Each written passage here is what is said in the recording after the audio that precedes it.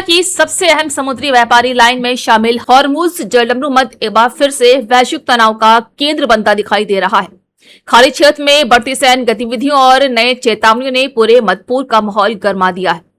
ताजा घटनाक्रम के बीच दावा किया जा रहा है कि अगर क्षेत्रीय देशों ने बाहरी ताकतों का साथ देना जारी रखा तो इसके गंभीर परिणाम सामने आ सकते हैं। यह वजह है कि तेल व्यापार, समुद्री सुरक्षा और वैश्विक अर्थव्यवस्था को लेकर नई चिंताएं पैदा हो गई। विशेषज्ञों का कहना है कि हॉर्मुज केवल एक समुद्री रास्ता नहीं बल्कि दुनिया की ऊर्जा आपूर्ति की जीवन रेखा है, इसलिए यहाँ पैदा होने वाला हर तनाव पूरी दुनिया पर असर डाल सकता है। जी हाँ, इसी बीच ये भी चर्चा तेज हो गई है कि हॉर्मुज से गुजरने वाले जहाजों की सुरक्षा के नाम पर नई व्यवस्था लागू की जा रही है।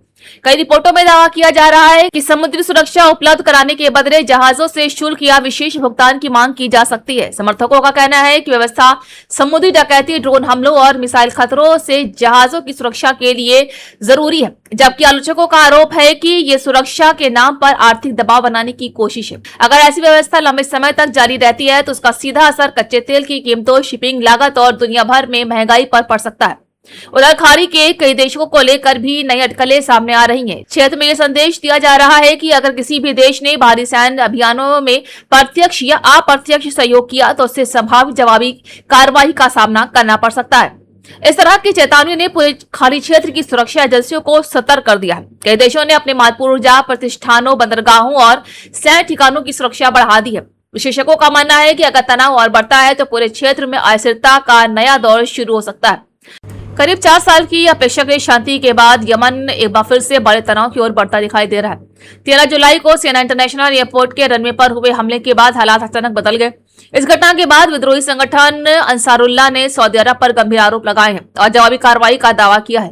इसके बाद पूरे मधुपुर में सुरक्षा एजेंसियां अलर्ट पर हैं और क्षेत्रीय हालात पर दुनिया की नजर टिक गई। दावों के अनुसार जवाबी कार्रवाई में आभा इंटरनेशनल एयरपोर्ट के खालिद एयरबेस और कुछ अन्य सैन्य ठिकानों की ओर मिसाइलें और ड्रोन हमले दागे गए हैं।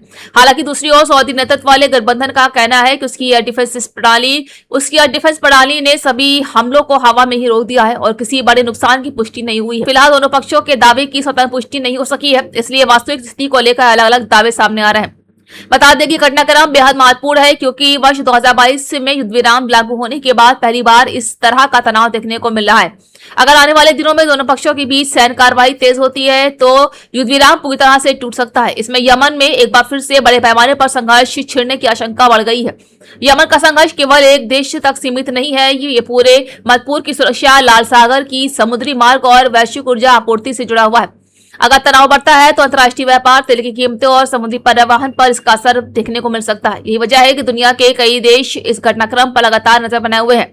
फिलहाल सबसे बड़ा सवाल यही है कि क्या दोनों पक्ष तनाव कम करने के लिए बातचीत का रास्ता अपनाएंगे या फिर ये घटनाक्रम एक नए संघर्ष की शुरुआत बनेगा। आने वाले दिनों में क्षेत्र से आने वाली अधिकारी जानकारी और अंतर्राष्ट्रीय प्रतिक्रिया तय करेगी। लखनऊ में 69,000 शिक्षा भर्ती से जुड़े अभ्यर्थियों ने बुधवार को 1:30 बजे एक बार फिर से अपनी मांगों को लेकर प्रदर्शन किया।